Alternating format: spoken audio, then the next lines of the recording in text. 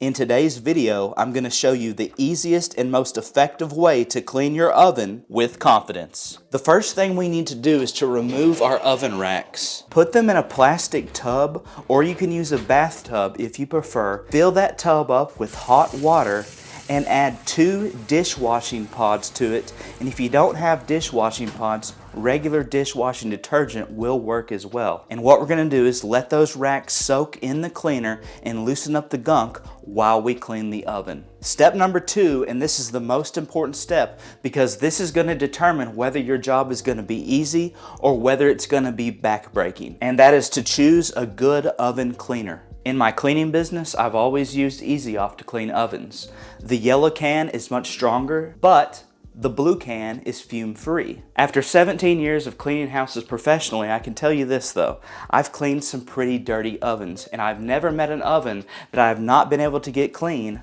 with the blue can. I realize you can go online and you can find some more natural options, baking soda, vinegar, some DIY stuff. I wouldn't waste my time with that. You can use them, they will get the job done, but just know if you go baking soda or more natural, you are gonna have to scrub that much harder, which in turn, it's gonna take you that much longer to get the oven clean. Now grab your oven cleaner and liberally spray the door, including the glass, if you have glass on your door, and all the interior walls of the oven. Be careful, don't spray the heating element, and if your oven has a light inside, don't spray the light, and if it's a convection oven it has a fan, don't spray the fan either. After you've liberally sprayed your entire oven, I want to share with you a little pro tip. Cover everything with cling wrap. This will prevent the cleaner from running down the walls, and it will also keep everything nice and moist and damp so that the cleaner doesn't dry out on you. After you've covered all the surfaces with your cling wrap, let that sit and dwell from 2 to 8 hours. And that is where the power of the cleaner is really going to show its full force,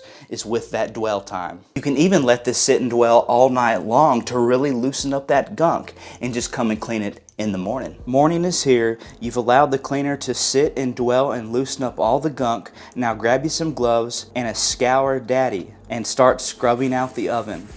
I like to start with the door first so that I'm not bending over and getting a bunch of gunk all over my clothes. And the reason 𝗥𝗢𝗘𝗢 is great is because it's delicate enough to get the job done without scratching the glass if you have glass on your door or the interior of the oven. All you're going to be doing is scrubbing with your 𝗥𝗢𝗘𝗢 and wiping it out with paper towels.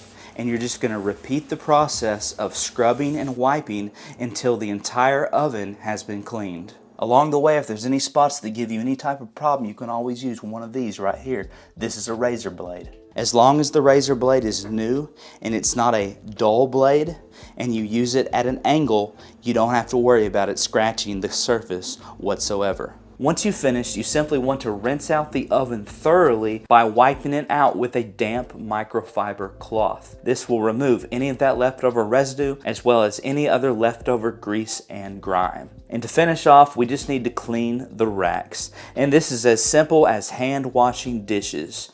Just scrub them with your 𝗥𝗢𝗘𝗢, removing any baked on grease and grime. If the racks give you any trouble whatsoever, and this method didn't get them 100% clean for you, I have another video, a level 2 cleaning, if you will, for how to clean oven racks. That video will be listed and linked down below. Rinse them, dry them, place them back inside, and that is the best way to clean your oven.